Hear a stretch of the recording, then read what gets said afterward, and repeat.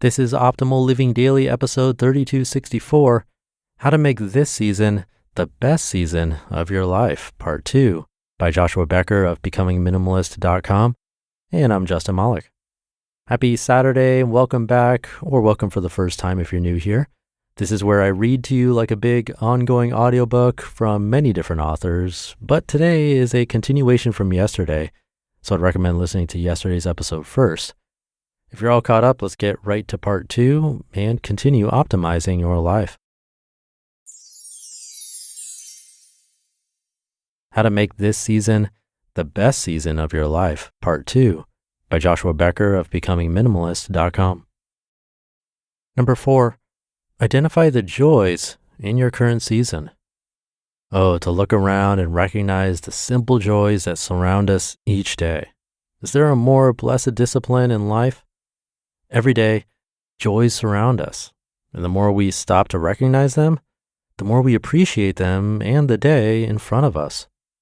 That is one of the reasons gratitude is such an important discipline. The more we practice it in the good times and the bad, the more we experience joy and meaning and fulfillment.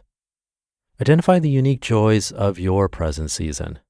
The opportunity to focus undivided attention on your education, the excitement of a young marriage, the precious first smile of your newborn daughter, the maturing son as he becomes a young man in front of your eyes, the opportunity to serve or give or travel that your empty nest now offers you, or even the final few months with your loving spouse as death draws ever closer.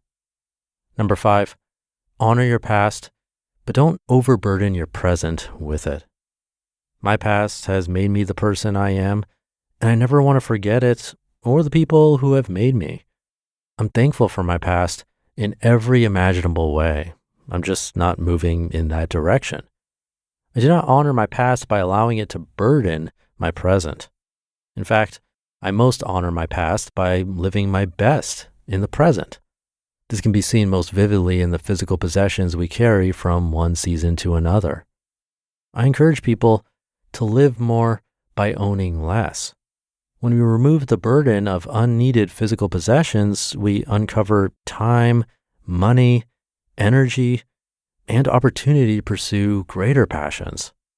Inevitably, during my conversations with people, I'll be asked about possessions from a past season of life. What do I do with my grandparents? Blank. My spouse passed away. How do I handle his blank? Or my children are now grown, but I can't seem to part with their old blank. On each occasion, I gently remind the person that their present obligation is to live their best life today. In fact, we honor our past relationships most by making the most of our present opportunities. If I were to pass away, I'd sure love my wife to keep something that reminds her of me, but I would never want to burden her future seasons with my old things. In fact, I'd be upset if I found out she was holding on to my old things out of a feeling of obligation. I hope she would look fondly on her season of life being married to me, but she has entered a new one, and I want her to live her best life today, not carry unneeded possessions or burdens forward. Number 6, see trials as opportunity to grow. Every season of life contains special and unique joys, but there is no perfect world. There's no perfect person. There's no perfect season of life. Every season contains unique obstacles and trials. It's easier said than done, but when we see the trials in life as opportunities to grow, even trials can be welcomed, or at least better understood.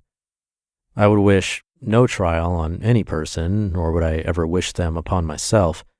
But the reality remains that success is a terrible teacher. We grow most when faced with obstacles, hurdles, and trials of every kind. There's no doubt your present season is requiring you to confront new challenges, but that doesn't mean you cannot also enjoy this period, even working to make it the best one of your life, no matter the trial you are currently facing. And number 7, give what you can to younger generations. There are very few obligations that I believe apply to every person alive, but it seems to me one such obligation is to pass on to younger generations the lessons we have learned in life. Some lessons we learned with great difficulty, some came easy to us, but each are valuable to those who will come after us. This is the only way society moves forward. If you want to make the most of your current season of life, consider what talents, abilities, and wisdom you have collected that can be passed on to younger generations. Be present in your child's life. Mentor a young ambitious worker in your career field. Get involved in your community or church or local school. There are even nonprofit organizations dedicated specifically to help you mentor those who need it most. Give to others in some way. That is the best way to make the most of life, and it's the best way to enjoy each season of life along the way. Each new season of life is an adventure, and every adventure is meant to be enjoyed. You might as well enjoy this current one the most. You just listened to part 2 of the post titled, How to Make This Season the Best Season of Your Life by Joshua Becker of becomingminimalist.com. And I'll be right back with my commentary. Thank you again, Joshua. Identifying joys in our current season really is a matter of perspective. It's easy to lose sight of the positive if we're going through maybe a tougher time.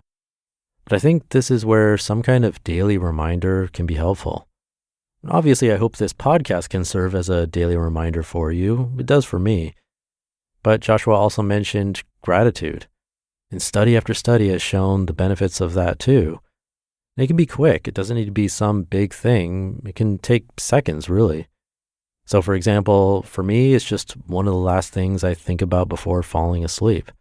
Instead of dwelling on the past or stressing about things that I might need to do the next day, I just think about good things that happened and what I'm grateful for.